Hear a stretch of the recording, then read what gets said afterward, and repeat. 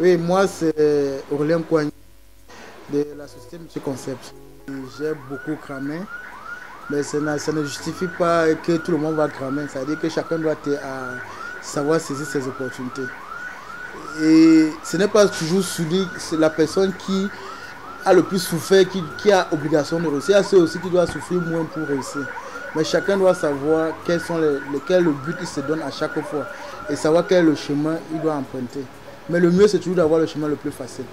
Mais en tant qu'Africain, je pense que nous avons un challenge en ce qui concerne d'abord la confiance en nous. Les Africains ont peu confiance en eux et se disent toujours que tout peut se faire mieux ailleurs. On doit fonctionner comme les Asiatiques, aller chercher pour venir développer notre continent.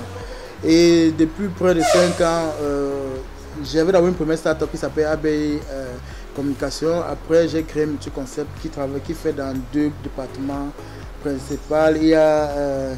principaux. Il y a le BTP. Et nous avons développé une application qui s'appelle Mon Projet de Construction. Mon Projet de Construction, c'est une application dont l'objectif est d'accompagner les promoteurs dans la conception, de la conception jusqu'à la réalisation de leur projet de construction. Et tout ceci m'est venu d'une idée très bête. J'ai constaté qu'au Cameroun, il y avait beaucoup de projets, monnaie, ou bien des projets qu'on avait commencé sans avoir les moyens de ses rêves. Parce que tout le monde au Cameroun a dans sa tête, je veux construire ma petite maison. Mais tu vas voir quelqu'un avec 500 000, il rêve d'une maison de 30 millions. Comment faire pour qu'il y ait une adéquation entre ce qu'il a dans la tête et ce qu'il doit réaliser? On peut moduler son projet ou bien on peut adapter son rêve à ses ressources. Donc c'est l'objectif principal de mon projet de construction qui est une application. Si vous allez sur les réseaux sociaux ou bien sur internet, vous allez voir, c'est mon projet de construction.net. Et là-dessus, vous pouvez aussi trouver des techniciens qualifiés ou bien on peut vous faire des plans gratuitement. Et l'innovation sur cette application, c'est que vous pouvez en temps réel introduire les données concernant votre projet et avoir une idée estimative de votre projet avant de vous engager. Donc c'est ce que nous offrons aussi à la communauté pour permettre que les projets de construction soient bien faits. De deux, maintenant on a aussi, comme je disais tout à l'heure, un deuxième département, le département de génie logiciel.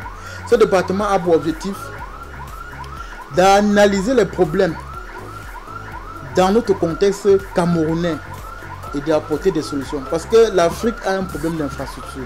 Nous n'avons pas de route, nous n'avons pas de téléphone. Nous, maintenant, c'est à nous de nous approprier la technologie pour pouvoir transformer notre potentiel en richesse. Alors, les Africains ont un intérêt à maîtriser les codes. Parce que le code, c'est comme construire, mais de manière virtuelle. Si nous n'avons pas l'argent pour faire du béton, nous pouvons créer des codes, gérer bien l'information, parce qu'en fait, la technique digitale, c'est la gestion de l'information, pour rendre nos quotidiens plus faciles et permettre aux entrepreneurs de pouvoir évoluer. Au lieu d'aller acheter peut-être une application, un SAP qui coûte peut-être 5 milliards, un jeune peut s'asseoir et créer une application qui est adaptée à notre contexte. Parce qu'on rencontre nos entreprises pour acheter des grosses applications. Souvent, ils ne sont même pas capables de les déployer. Donc, nous, on a cet objectif que nous identifions dans notre environnement des problématiques claires à notre vécu que nous transformons maintenant et nous permettons aux entrepreneurs, aux entreprises de nos pays, de nos régions de pouvoir développer.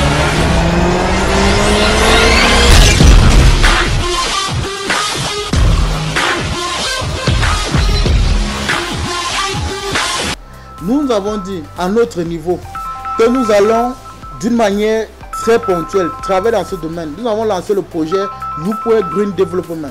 Ce projet a pour objectif de collecter les déchets de poissons, les déchets de viande dans nos plages et dans notre cité, et transformer en produits alimentaires pour nourrir les poissons.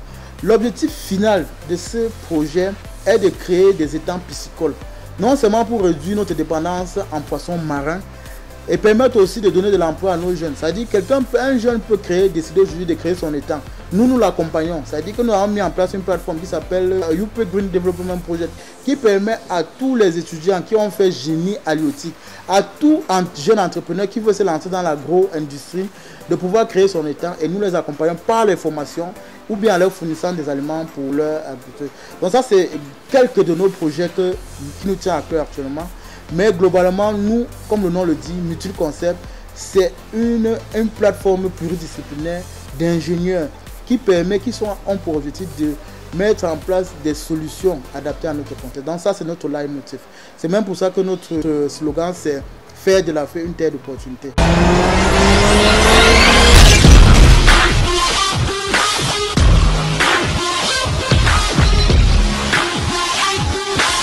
Je n'aime pas trop parler des difficultés parce que lorsque vous avez déjà vos deux mains, vos deux bras, quel qu'en soit l'endroit où vous vous trouvez, vous pouvez déjà commencer à faire quelque chose. J'ai toujours dit, ce qui nous manque à la jeunesse, c'est l'attitude. Quand un jeune arrive quelque part, on lui donne une petite opportunité. Il faut avoir une bonne attitude. Tu arrives au bureau, si tu travailles chez quelqu'un, nettoie l'endroit avant qu'il n'arrive. Quand tu fais ça, tu le marques déjà positivement. Demain, si tu trouves une autre opportunité, il va te donner. Moi, je prends un exemple très simple. Il y a 2 jours, j'ai reçu deux étudiants en première année marketing. Elles me disaient qu'elles veulent faire le stage. Je leur dis, je suis en train d'entrer dans les lampes solaires. J'ai un sort de lampes solaires là. Vous pouvez aller les vendre. Pour chaque lampe, vous avez 1000 francs. Imaginez qu'en un jour, vous vendez peut-être 3 lampes. Vous faites 3000, vous gardez 2000 et il vous reste 1000 francs que vous utilisez. En 30 jours, vous avez 60 000. Ces 2 jeunes filles sont parties. Le lendemain, elles sont plus revenues. Elles me disent qu'elles ne sont pas venues ici pour travailler sur le soleil. C'est ça la difficulté. La difficulté est mentale. La difficulté est mentale. Donc, en fait, il n'y a pas de souci. Il y a tellement d'affaires sur ce continent. Donc, il n'y a pas de difficulté. Moi, je n'ai pas jamais de difficulté. Tous ceux qui ne réussissent pas, ce sont eux-mêmes qui sont leurs propres difficultés.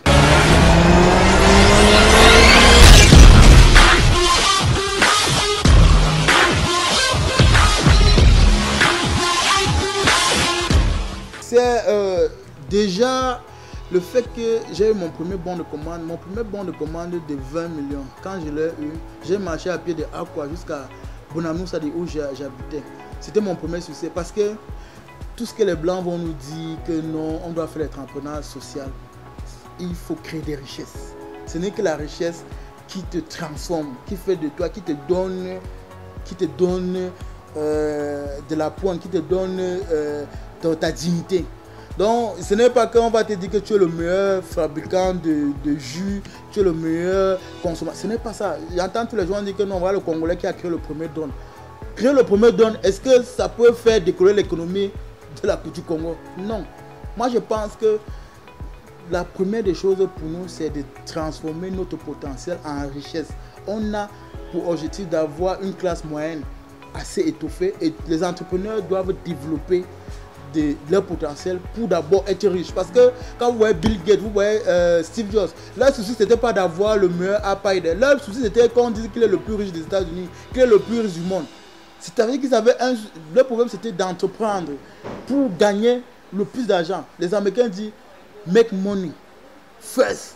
C'est-à-dire que nous aussi on doit créer des richesses.